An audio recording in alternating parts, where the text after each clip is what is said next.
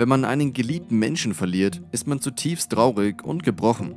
Es ist ein tiefer Schmerz in der Brust, der einem spüren lässt, wie sehr man diese Person vermisst. Jeder, der schon einmal solch eine Situation erlebt hat, weiß, wovon ich spreche. Doch die heutige Geschichte wird uns zeigen, dass dies nicht nur für Menschen gilt, sondern ebenso auch auf Tiere zutrifft. Alles ereignete sich vor einigen Jahren in Kalifornien in den USA.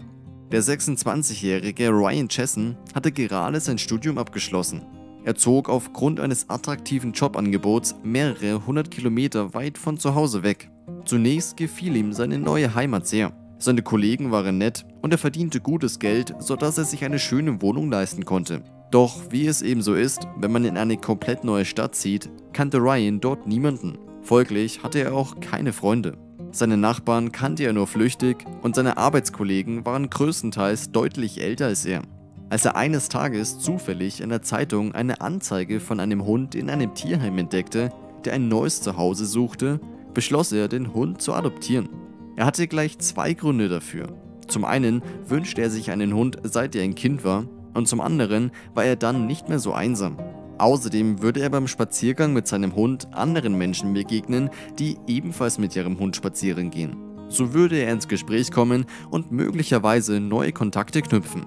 Und so kam es auch. Bereits wenige Wochen nachdem er die Hündin, welche er den Namen Molly gab, adoptiert hatte, lernte er eine Frau kennen, die jeden Tag die gleiche Strecke mit ihren zwei Hunden spazieren ging. Erst grüßte man sich nur und ließ die Hunde sich gegenseitig beschnuppern.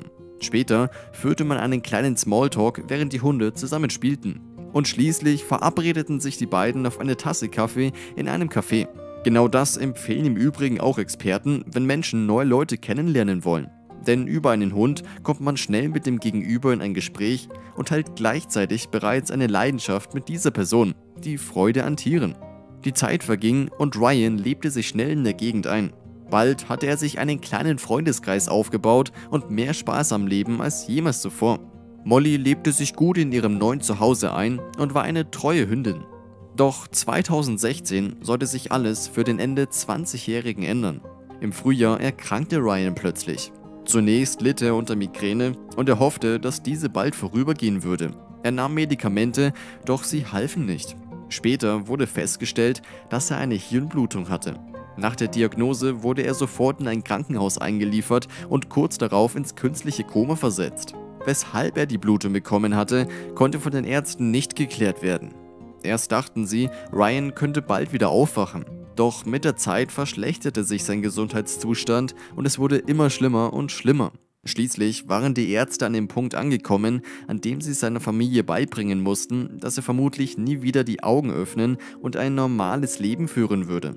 Zwar gaben seine Eltern und Freunde die Hoffnung nie auf und besuchten den Mann oft im Krankenhaus, doch irgendwann mussten sie sich eingestehen, dass es keinen Sinn mehr hatte. Ryan wurde nur noch von den Maschinen am Leben gehalten und es gab keine Chance auf eine Heilung. Der Tag war gekommen, an dem sich Ryans Familie von dem jungen Mann verabschieden musste. Als es soweit war, ging die Familie jedoch nicht nur ins Krankenhaus, sondern holten vorher Molly. Sie war seine beste Freundin und sollte wissen, warum ihr Herrchen nicht mehr nach Hause kommen würde. Die Hündin sollte eine Chance bekommen, sich von Ryan zu verabschieden. Normalerweise dürfen Hunde nicht in ein Krankenhaus, auch nicht, wenn ein Patient im Sterben liegt. Aber glücklicherweise zeigte das Personal Mitgefühl und beantragte eine Ausnahme, welche tatsächlich auch erteilt wurde. Und so durfte Molly ein letztes Mal zu ihrem Besitzer und sich verabschieden. Als sie ihn sah, verhielt sie sich sehr ruhig.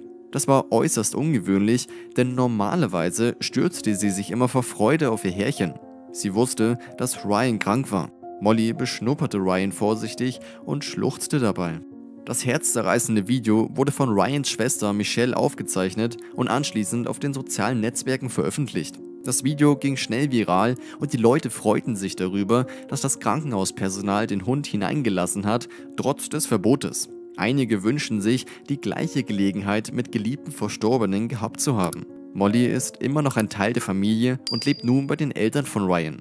Schau dir jetzt ein Video von einem Militärhund an, der einen verwundeten Soldaten im Krankenhaus nicht alleine lässt. Zu dem Video kommst du rechts.